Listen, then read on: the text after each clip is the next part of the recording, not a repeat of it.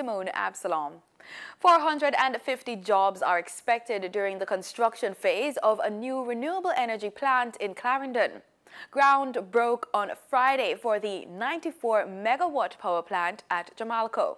The plant, which will use liquefied natural gas, is being constructed by U-Fortress Energy at a cost of $265 million. And what we are doing here is that we are not only diversifying our energy mix, but we are also building in an inherent capacity, an inherent robustness in our energy sector. The LNG plant will include a floating storage regasification terminal, installation of a pipeline from Rocky Point Port to the Jamaica refinery, and construction of an electricity distribution network. Last week's official launch of the National Petroleum Codes is being touted as a major step in the drive to bring balance to the local petroleum industry, although there are still some unresolved issues. The codes, developed through the funding from the World Bank, address areas such as product handling and occupational as well as health and safety requirements. Director of Energy in the Ministry of Science, Energy and Technology, Fitzroy Vidal, says the codes will assist in dealing with some of the challenges in the industry. We must make sure that business is conducted in a way that allows for a fair return on effort expended.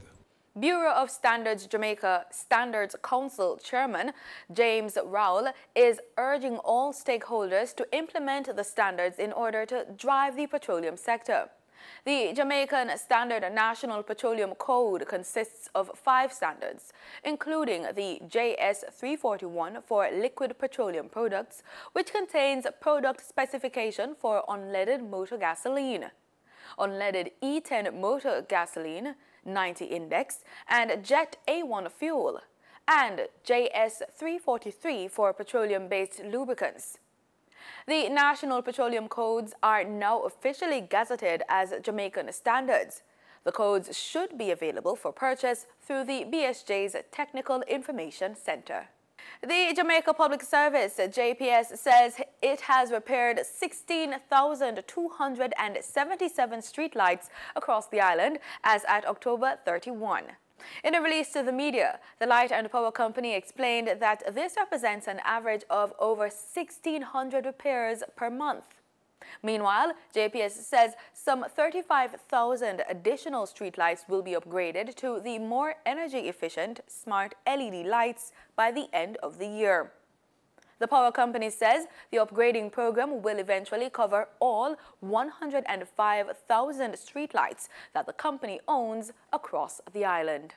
The National Solid Waste Management Authority, NSWMA, will be stepping up its operations in town centres across the island for the festive season. Executive Director of the NSWMA, Audley Gordon, says beginning December 15, the agency will be carrying out night collections in commercial areas between the hours of 9 p.m. and 12 a.m. The focus on town centres is due to the expected heavy shopping. Mr. Gordon says the increased collections will be going right up until the new year to ensure that the place is kept clean. He says the agency will be working closely with the municipal corporations in the operations. The government has so far collected $12 million since the second traffic ticket amnesty started a week ago. Maurice Horton, Chief Corporation Communications Officer at the Tax Administration in Jamaica, told RJR News that more than 6,000 transactions have been processed. The amnesty ends on January 13. Ms. Horton says tax offices will be opening on that particular Saturday to accommodate persons doing their transactions, paying their outstanding traffic tickets, but said she's encouraging persons not to wait until the last day. In regional news, Jamaican attorney Franz Park, who was recently sworn in as a Court of Appeal judge in Belize amid controversy, resigned yesterday. The Office of the Prime Minister in Belize, in a release to the media, said his decision to resign immediately is an effort to spare the court any exposure that a trial on the issue of his tenure would create. Belizean media reports on October said the leader of the opposition, People's United Party, Johnny Bassiano, filed a claim to have the Belize Supreme Court declare Park's appointment null and void on the basis that it violates the Belize Constitution, the highest court, the highest law, that is, of the land. The opposition to Park, the report suggests, comes amid two standpoints: his qualification and his past. Reports have surfaced which suggest that Park has very limited knowledge of Caribbean law, although he has been an attorney in the United States for over 2 decades. We have been very clear for some time that we believe that Mr. Park does not meet the qualification to be a justice in the Court of Appeals. His resume is very uninspiring. We have seen that he has almost no experience in the Caribbean. He has left the Caribbean since 1980 to live in the United States. So he has no prior experience for us to be able to name him as that. We don't believe that he meets the criteria that the Caribbean Court of Justice has set up. The Bar Association has pointed out that they cannot support his appointment. A probe has been ordered into the former government of Trinidad and Tobago's payment of millions of dollars to a UK pollster. Here's more in this report from CMC News. An article in the UK Guardian revealed the Trinidad and Tobago government hired pollster Robert Worcester for consultancy services between 2013 and 2015 at the cost of $10 million. That's equivalent, according to the UK Guardian, to the entire wage bill for the UK government's 96 special advisors for 2015. The work included 13 sets of surveys and 7 sets of focus groups, totaling over $9 million, in addition to added expenses. The article revealed a contract between the now defunct GISL and Maury Caribbean, owned by Worcester. It said the 2-year project, a continuation of earlier work, was to improve the delivery of public services. Worcester's firm was also offered a separate contract to help the government develop its strategic communications plan. The article said in 2014, First Citizens Bank, under instructions from GISL, transferred $1 million to not Maury's account, but to Worcester's personal account at a bank in St. Vincent.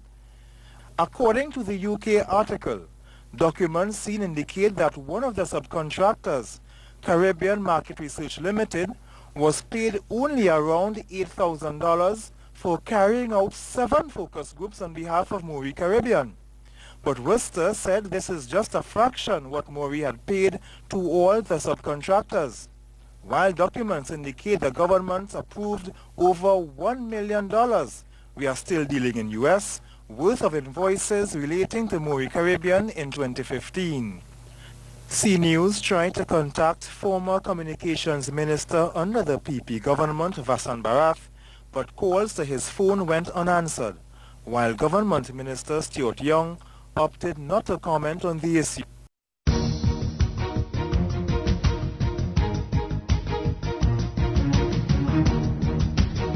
In sports, still smarting from their loss in the first test match against New Zealand last weekend in Wellington, West Indies captain Jason Holder says the team is focused on doing better.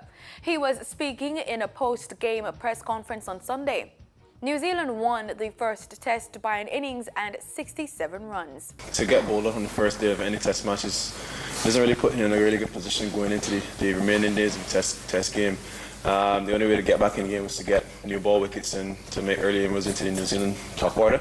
And we struggled really to do that. I thought our bowlers tried, really gave a good effort.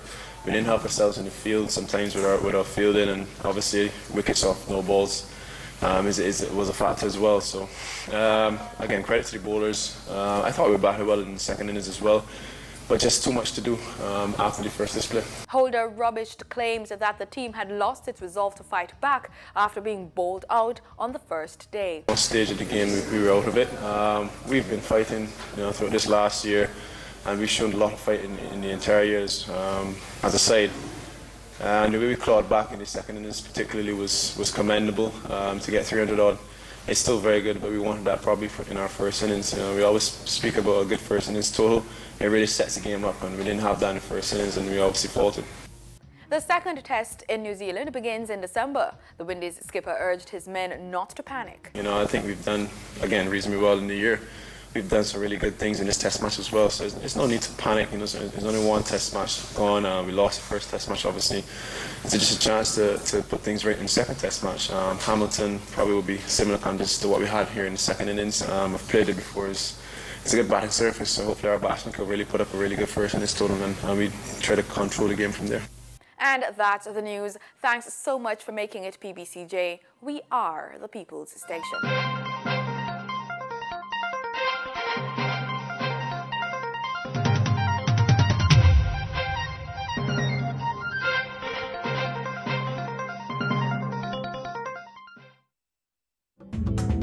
News, current affairs, business,